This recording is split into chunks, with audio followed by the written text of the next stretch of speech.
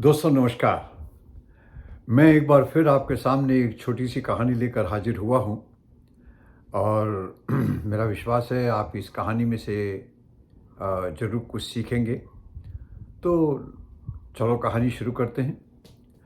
कहानी का जो मेन आधार है वो है गुरु। गुरु के बिना ज्ञान मिलना बहुत मुश्किल है।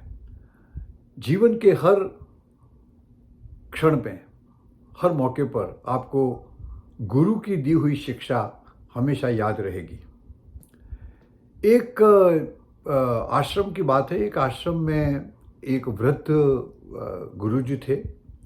काफ़ी उम्र हो चुकी थी और बहुत बीमार चल रहे थे और उनको ये मालूम था कि अब मेरे पास जो 3 शिष्य जो बचे हैं, उनकी अभी शिक्षा पूरी नहीं हुई है और उनको आगे बढ़ने के लिए किसी और गुरु की ज़रूरत ज़रूर है और मैं अपनी देह त्याग करूं या मेरी मृत्यु हो उसके पहले मैं चाहता हूं कि उनको मैं एक ऐसी शिक्षा दूं जिससे वो एक अच्छे गुरु को सेलेक्ट कर सकें, कि अपनी आगे वाली शिक्षा जो है वो एक अच्छे गुरु से ले सकें।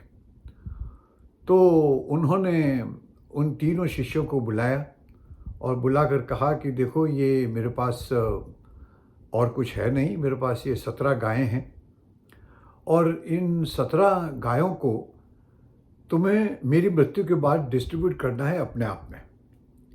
और उसका डिस्ट्रीब्यूशन इस तरह से होगा कि इन 17 गायों में से आधी गायें जो हैं वो सबसे बड़ा शिष्य रखेगा और 2/3 जो हैं वो दूसरे नंबर का शिष्य रखेगा और 1/9, 1/9 जो कैलकुलेशन आएगी वो जो है वो सबसे छोटा शिष्य रखेगा। ये कह के और गुरुजी ने अपनी देह त्याग दी। अब सारी बातें हो गई। गुरुजी का अंतिम संस्कार भी हो गया। अब तीनों जने आपस में बैठ कर के ये कहते हैं कि यार, ये ऐसी कैसी कैलकुलेशन करी है, इसका तो कुछ हिसाब मेरे को बैठ नहीं रहा है। तो एक जो सज्जन थे, एक बड़ा जो शिष्य था, उसने कहा यार छोड़ो, इस चक्कर में अपन डिस्ट्रीब्यूशन नहीं करते हैं, अपन तो सब गायें सब जने साथ में रखेंगे और सब इसका लाभ लेंगे। फिर जो छोटा था उसने कहा कि नहीं, ये बात गलत होगी, क्योंकि गुरुजी ने जो आदेश दिया है उस आदेश की पालना करना तो बहुत ज़रूरी है। तो आपने को कुछ न कुछ तो इसका रास्ता निकालना पड़ेगा। काफ़ी दिनों तक वो बड़े परेशान रहे और सोचने लगे कि अब क्या, किसकी सलाह ली जाए। तो धीरे धीरे एक आदमी उनके संपर्क में आया और उनको पूछा कि ये गुरुजी जब उन्होंने अपनी देह त्याग की उस समय हमको ये चीज़ बोल के गए हैं, पर हमारे पास अब इसका कोई समाधान नज़र नहीं आ रहा है, हम इसको डिस्ट्रीब्यूट कैसे करें। तो उसने बोला ये तो बड़ा सिंपल है। तो क्या, कैसे? तो क्या, एक काम करो, मेरे पास एक गाय है, उस गाय को तुम्हारी 17 गायों के अंदर मिला दो, तो अब हो गई तुम्हारी 18 गायें। तो 18 गायों की आधी गाय किसकी है? 9। तो 9 गायें आप जो है वो अपने बड़े शिष्य को देने के लिए गुरुजी ने कहा है।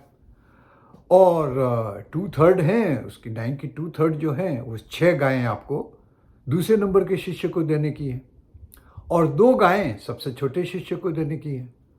तो इस तरह जो 9 और 6 15 और 15 और 2 17 हुई। अब जो एक बची वो मैं वापस, मेरी गाय है जो मैं वापस ले जाऊंगा। तुम्हारा डिस्ट्रीब्यूशन पक्का हो गया। तो शिष्य ने कहा कि ये तो गजब की बात है। तो उस समय वो उस सज्जन के पाँव में पड़े और उनको गुरु के तरीके से स्वीकार किया और उनकी आगे की शिक्षा जो थी वो उन गुरुजी से उनको मिलती रही। अब मैं इस कहानी का निचोड़ आपको बताना चाहता हूँ कि समाधान वो है जो आपके साथ बैठ करके लिया जाए। समाधान वो नहीं है कि किसी कहानी में आपने पढ़ा या किसी और आदमी के अनुभव के आधार पे आपने उसको कॉपी कर ली। आपको अपनी प्रॉब्लम का समाधान ढूंढने के लिए उस प्रॉब्लम के साथ जीना पड़ेगा। जिस तरह गुरुजी ने अपनी एक गाय उसमें मिला करके और आपको समाधान दिया, उसी तरह सलाह वही आदमी सही देगा जो आपके साथ, आपकी प्रॉब्लम के साथ जीना चाहता है और जीता है, वही आपको सही सलाह देगा। और उसके लिए मैं आपको क्या बताऊं, आपका परिवार, आपकी फैमिली, आपके माता-पिता ही आपके सबसे बड़े गुरु हैं। उनकी द्वारा दी हुई हर शिक्षा को अपने दिलो-दिमाग में बसा के रखिए। कौन सी चीज़ कब, कहाँ काम लग जाएगी, वो आपको भी नहीं मालूम है। आशा करता हूँ आपको ये कहानी पसंद आई होगी और इससे मिली हुई शिक्षा भी आपको जीवन में कुछ तो मार्गदर्शन देगी।